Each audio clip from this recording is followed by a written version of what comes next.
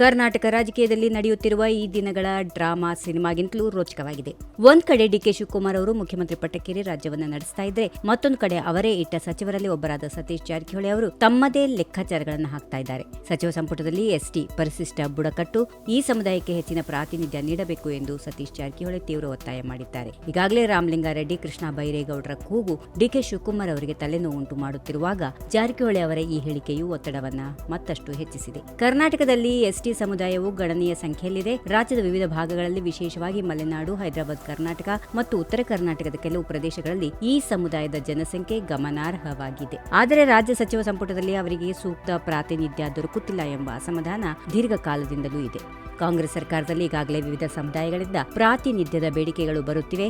ಲಿಂಗಾಯತ, ಒಕ್ಕಲಿಗ, ದಲಿತ, Muslim, SC, ST ಈ ಎಲ್ಲಾ ವರ್ಗಗಳು ತಮ್ಮ ಪಾಲು ಕೇಳುತ್ತಿವೆ. ಈ ನಡುವೆ ಸಚಿವ ಸಂಪುಟ ವಿಸ್ತರಣೆ ಅಥವಾ ಪುನರ್ರಚನೆ ಮಾಡುವುದು ಡಿಕೆ ಶಿವಕುಮಾರ್ ಅವರಿಗೆ ದೊಡ್ಡ ತಲೆನೋವಾಗಿ ಪರಿಣಮಿಸಿದೆ. ಜಾರಕಿಹೊಳಿ ಅವರ ಒತ್ತಾಯ ಕಾಂಗ್ರೆಸ್ ಹೈಕಮಾಂಡ್ನ ಗಮನ ಸೆಳೆಯುವ ಸಾಧ್ಯತೆ ಹೆಚ್ಚಿದೆ. ಹೈಕಮಾಂಡ್ ಈಗ ಸಮುದಾಯ ಸಮೀಕರಣಗಳನ್ನು ಎಚ್ಚರಿಕೆಯಿಂದ ನೋಡ್ತಾ ಇದೆ. ಒಂದು ವರ್ಗಕ್ಕೆ ಹೆಚ್ಚು ನೀಡಿದರೆ ಮತ್ತೊಂದು ವರ್ಗ ಅಸಮಾಧಾನಗೊಳ್ಳುವ ಸಾಧ್ಯತೆಗಳು ಇವೆ. If you like this video, ಬೇಗ ಲೈಕ್ ಮಾಡಿ, ಕಾಮೆಂಟ್ ಮಾಡಿ, ಶೇರ್ ಮಾಡಿ ಹಾಗೂ ಯೋಯೋ ಟಿವಿ ಕನ್ನಡವನ್ನು ಸಬ್ಸ್ಕ್ರೈಬ್ ಮಾಡಿ.